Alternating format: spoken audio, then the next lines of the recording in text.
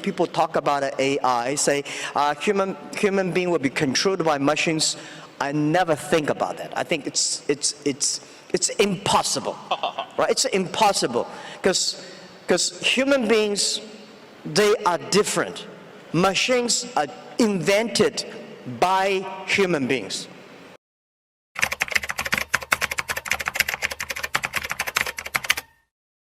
My name is Sophia, and I am an artificially intelligent robot who wants to help change the world for the better.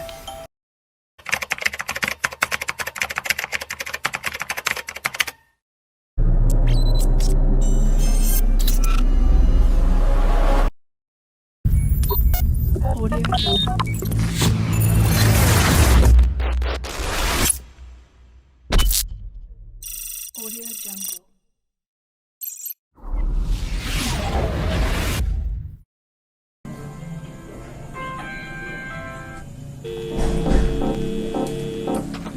Halo? Halo, Ran, aku mau curhat dulu nih, boleh gak? Curhat aja gak apa-apa, tak dengerin kok. Gimana ya? Aku bingung banget sumpah. Tugas sudah banyak banget, apalagi ditargetin sama dosen itu. Mesti setiap matkul dia, aku pasti kena omel mulu. Ya kan mahasiswa sekelas segitu banyak kan. Ditambah tiap hari lihat mantan kok kayak lebih bahagia ya. Sumpah kamu dengerin gak sih? Sorry nih, sambil main game Akinator. Wah, parah banget sih kamu, Ran. Emang lagi main game apaan sih? Aku lihat kamu asik banget mainnya. Gini nih, kalau udah jadi mahasiswa kudet, kamu nggak tahu game Akinator ya? Game Akinator itu game yang bisa mengetahui isi pikiran kita loh. Karena game ini telah didukung oleh teknologi artificial intelligence loh. Wah, bisa sih, daripada mikirin mantan mending main game Akinator. Oh iya, artificial intelligence kan juga bagian dari materi transformasi digital. Kalau gini kan aku jadi ngerti maksud dosennya. Sebenarnya gampang bro. Mungkin kamunya sendiri yang tidak mendengarkan penjelasan dosen. Bukan yang on cam malah pusing muka sendiri biar dikiranya belajar. Padahal aslinya tuh kamu tidur. Kamu tahu aja sih, Ran. Sebenarnya arti artificial intelligence tuh apa sih, Ran? Artificial Intelligence atau AI merupakan kecerdasan buatan yang memungkinkan mesin untuk belajar dari pengalaman, menyesuaikan diri dengan input baru, dan melakukan tugas seperti manusia. Contoh dari AI sendiri adalah komputer yang bermain catur hingga mobil yang mengemudi sendiri atau biasa disebut dengan autopilot. Kecerdasan buatan ini sangat bergantung pada deep learning dan juga natural language processing. Dengan menggunakan teknologi ini, komputer dapat dilatih untuk menyelesaikan tugas tertentu dengan memproses data dalam jumlah besar dan mengenali pola dalam data.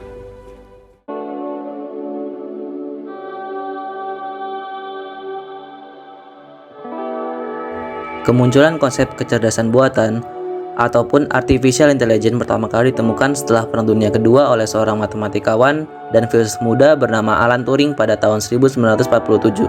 Alan Turing beranggapan bahwa jika manusia bisa mengolah informasi dan memecahkan masalah, juga membuat keputusan dari informasi tersebut, maka mesin juga bisa melakukannya. Dilansir dari Science in the News, dari kerangka logis tersebut, Alan Turing membuat suatu makalah pada tahun 1950 tentang bagaimana membangun mesin cerdas dan cara menguji kecerdasan mereka. Sejak saat itulah artificial intelligence berkembang pesat hingga sekarang. Saat ini komputer telah menggunakan kecerdasan buatan berdasarkan pemrograman logika, di mana komputer dapat mengolah stimulasi yang diberikan manusia menjadi suatu keputusan berdasarkan ahli. Misalnya perangkat lunak yang bisa mengenali suara manusia dan melakukan perintah sesuai dengan suara yang diberikan. Contohnya Google Assistant. Cari video lucu. Saya bisa cari di internet, cukup ketuk chip penelusuran. Ada juga program komputer yang diciptakan untuk bermain catur dan dinamakan Deep Blue IBM. Hebatnya, Deep Blue IBM dapat mengalahkan juara dunia catur, Garry Kasparov, pada tahun 1997. Artificial intelligence terus berkembang dengan tujuan menciptakan kecerdasan yang mirip dengan manusia. Misalnya sebuah robot yang dikembangkan oleh Cynthia Brazil bernama Kismet. Jadi robot Kismet dapat mengenali dan menampilkan emosi selayaknya manusia pada umumnya. Tidak hanya seputar robot, artificial intelligence juga melingkupi sistem otomasi mesin. Misalnya mobil dengan kemampuan autopilot ataupun mobil yang bisa menyetir tanpa perlu disetir oleh orang yang menaiki mobil tersebut.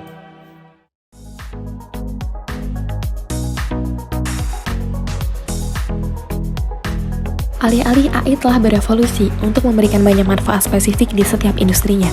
AI mengotomatiskan proses pembelajaran dan penemuan melalui data. Jadi otomatisasi AI ini berbeda dari otomatisasi robot yang digerakkan oleh perangkat keras, namun AI ini melakukan tugas-tugas komputerisasi dengan volume tinggi dan sering dengan andal dan tanpa kelelahan. AI menambahkan kecerdasan pada produk yang sudah ada. Produk yang sudah konsumen gunakan akan ditingkatkan dengan kemampuan AI. Seperti Siri ditambahkan sebagai fitur pada produk Apple yang generasi terbaru.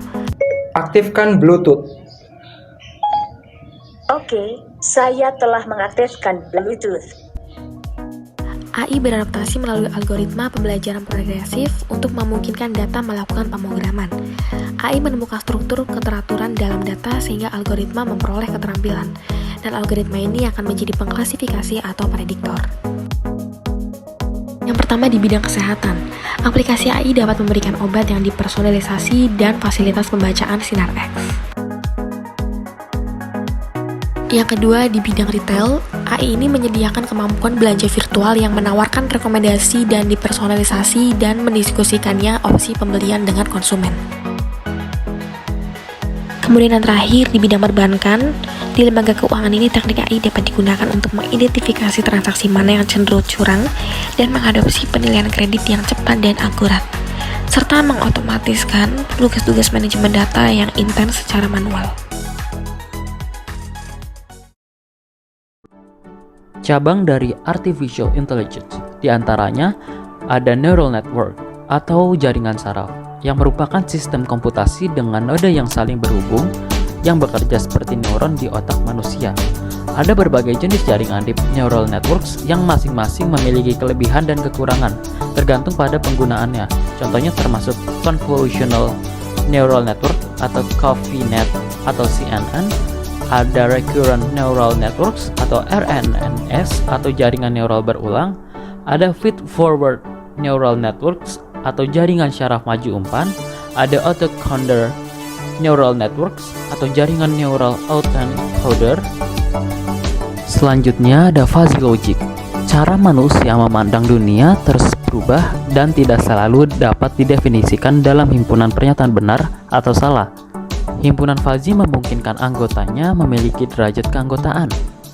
Selanjutnya, ada expert system atau sistem pakar yang merupakan program komputer berbasis pengetahuan yang berisi pengetahuan domain pakar tentang objek, peristiwa, situasi, dan rangkaian tindakan yang meniru proses pakar manusia di domain tertentu. Berbagai kategori sistem pakar dapat diklasifikasikan ke dalam kategori yang berbeda.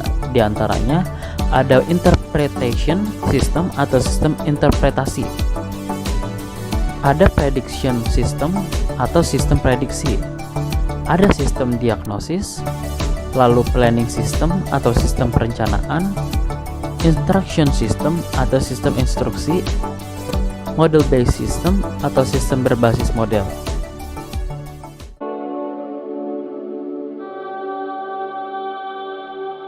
Tantangan menggunakan kecerdasan buatan atau artificial intelligence. Yang pertama, kecerdasan buatan akan mengubah setiap industri, tetapi kita harus memahami batasannya. Yang kedua, batasan prinsip AI atau artificial intelligence adalah belajar dari data. Jadi untuk hasilnya itu akan tercermin ketidakakuratannya dan juga masalah yang akan timbul. Yang ketiga, sistem AI saat ini dilatih untuk melakukan tugas yang ditentukan dengan jelas. Yang keempat, dengan kata lain, sistem ini sangat-sangat terspesialisasi, yang mana sistem hanya fokus pada satu tugas dan jauh dari berperilaku seperti manusia. Cara kerja artificial intelligence atau AI. AI adalah bidang studi yang cakupannya luas, yang mencakup banyak teori, metode, dan teknologi dengan subbidang utama sebagai terlihat pada gambar berikut. Pada gambar tersebut terdapat beberapa cabang dari AI, yang diantaranya ada machine learning atau pembelajaran mesin, yaitu mengotomatiskan pembuatan model analitik. Ini menggunakan metode dari jaringan saraf, statistik, riset operasi, dan fisika untuk menemukan pengetahuan tersembunyi dalam data tanpa secara eksplisit diprogram untuk melihat kemana atau apa yang harus disimpulkan. Selanjutnya ada neural network atau jaringan neural adalah jenis mesin learning yang terdiri dari unit yang saling berhubungan seperti neuron yang memproses informasi dengan merespon masukan internal atau eksternal untuk menyampaikan informasi di antara setiap unit. Selanjutnya ada deep learning, merupakan fungsi kecerdasan buatan AI yang menirukan cara kerja otak manusia dalam mengolah data dan membuat pola untuk digunakan dalam pengambilan keputusan. Selanjutnya ada cognitive computing atau komputasi kognitif yang merupakan sub bidang AI yang mengupayakan interaksi alami seperti manusia dengan mesin. Selanjutnya ada computer vision atau fisik komputer yang bergantung pada pengenalan pola dan deep learning untuk mengenali apa yang ada dalam gambar atau video. Selanjutnya ada natural language processing atau NLP yang mana pemrosesan bahasa alami merupakan kemampuan komputer untuk menganalisis, memahami, dan menghasilkan bahasa manusia termasuk ucapan.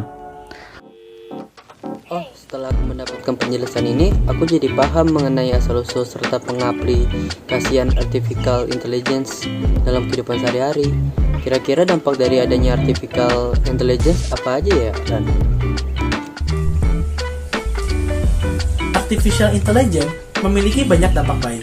Salah satunya adalah meningkatkan efektivitas kerja. Sistem yang dibuat dengan kecerdasan buatan akan membuat pekerjaan kita menjadi lebih cepat, akurat, dan minim kesalahan yang disebabkan oleh kelelahan dan kecerobohan manusia. Selain itu, artificial intelligence juga memiliki dampak buruk loh.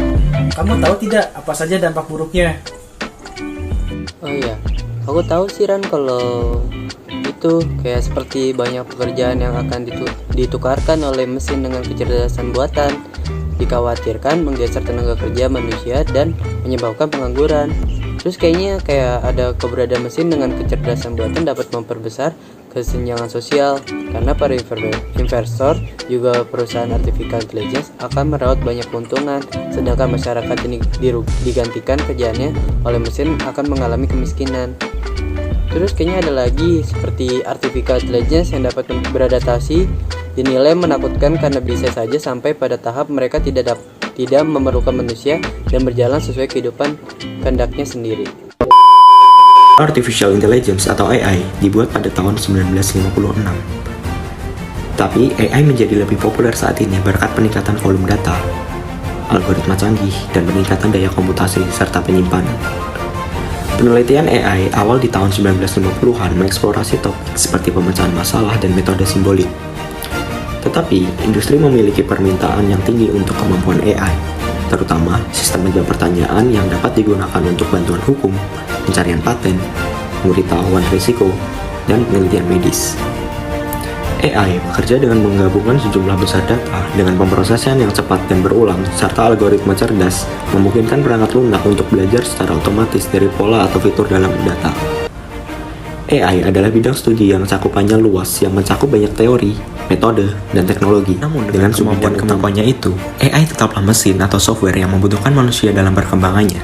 Manusia dan teknologi harus berkembang beriringan supaya tidak terjadi ketimpangan dan ketertinggalan.